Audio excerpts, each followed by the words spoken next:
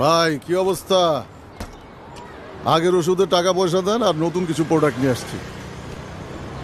ওই বাইন, কোন বালের ওষুধ দিছস? আমার মুখ ফ্রেশ আছিল বেটা, জীবনে কোনোদিন একটা দাগও হয় নাই। তোর এই ওষুধ খাইয়া দেখছস আমার মুখের অবস্থাটা কি? পুরা ব্রণ বইরে গেছে গা। তুই কইছস না যে চুল উঠবো? চুল উঠছে বেটা?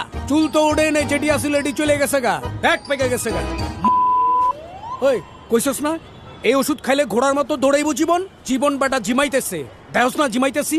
আরে ভাই এরকম তো হওয়ার কথা না, এটা তো ভালো ঔষধ, বিজ্ঞাপন দেখেন না? আরে দেখছি তো, বালের বিজ্ঞাপন দেখছি তো, কি হইছ? আপনি মনে হয় নিয়মিত ঔষধগুলো খান নাই।